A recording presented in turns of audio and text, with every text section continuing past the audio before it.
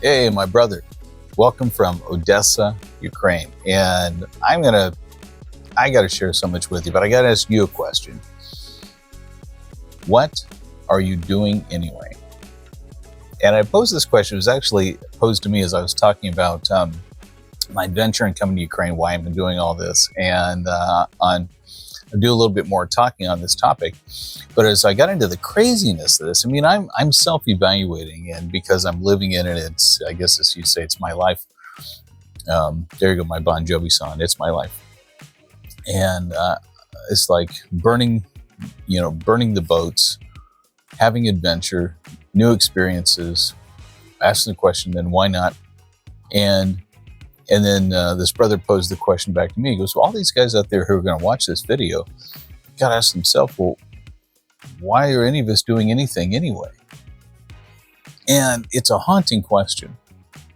You know, I know that for so much of my life, and if you haven't heard my story, I went through a period of my 30s really dedicated to helping a spouse who had a very debilitating disorder. And I really gave up 7.5 years of my life, prime years in the 30s, to really caretaking for her. And she ended up passing away later, but I went into a depression, and in this depression, I just had that feeling. It's like, why am I doing all of this anyway?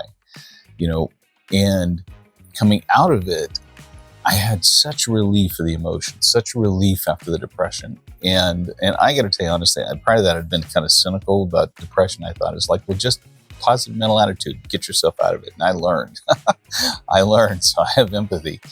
But if you allow it to go through a mourning cycle, at least the kind of depression I had, and you come out the other side, you have fresh opportunity for new life. And I decided to experience things. I've lived more since I was 42 than I just imagine. I hear so many men living their whole lifetime. And then I think about, well, what did I do for the first, all those years of adulthood? I don't want to say the first 42 years of my life, but certainly the first, let's say 22 that I was in control of after high school.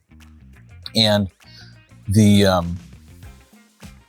answer was I was doing everything to serve others at the neglect of myself. And I want to share, because this really came to me honestly as a kid growing up. I probably misunderstood the teachings, but growing up in a church, we used to really believe that the man sacrifices for the family. He gives up everything. And in the process, he serves so others benefit. And it's so funny. We even take leadership from the animal kingdom, right? It's like all the worker bees, serve and die to take care of the queen who reproduces and gives leadership. And it's horrible that we think of ourselves that way. But in the military, the men are the, what's the word? Expendable gender. And we self-sacrifice.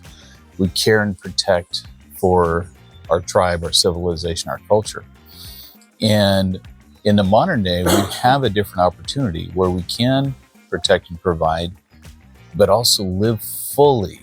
And today, the man that can protect and provide needs to also provide leadership in his spirit, in his energy, and to be able to bring life to the people around him, the family, the loved one, the co-workers, whoever it is. And the only way you can bring life is if you have life. And so I just want to give a few quick tips on living fully with life. And the first way to do anything is to really want to avoid the opposite of it, right? So to live fully is to want to avoid not living fully.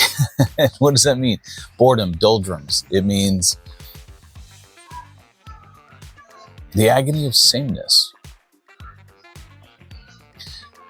lack of purpose. And so the antithesis is to have variety and purpose, is to have meaning in what you do, is to do things that bring you to life.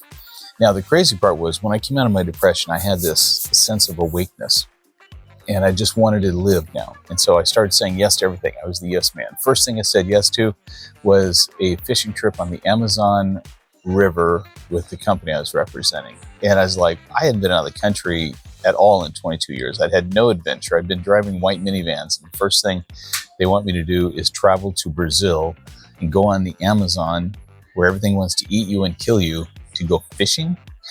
So I was like, wow, I think I said, yes, man, thank you, go to extremes. But what I found by the time I came back was that I lived, and I was a completely changed man. I didn't want to ever not live again. And that has led me to incredible adventures and to here. I don't have a return ticket.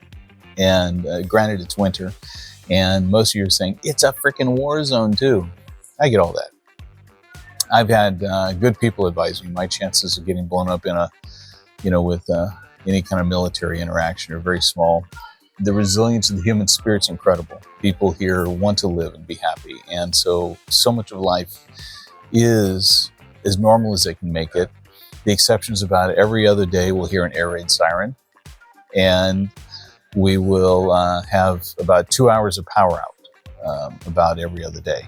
And other than that, I can't think of a lot that's different. There's obviously an awareness of what's going on and tiredness from it.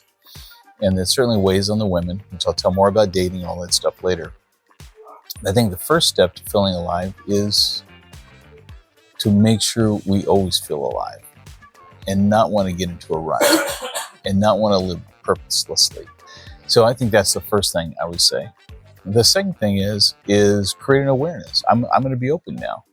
I don't know if I have it lined up the same way or not. I had to actually order my hookah. So I'll do my next video smoking my hookah.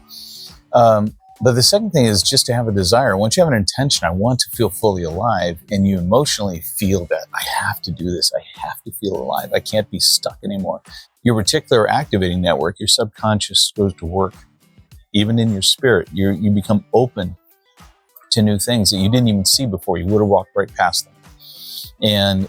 And so having a desire to say, I want to fully live is my next step in the formula. And third one is to not be afraid to want to live. And it's interesting to me because over the years when I've taught men, one of the things I teach is love yourself. And so many men feel apologetic for that. That it's like, oh, I can't, what does it mean, love myself?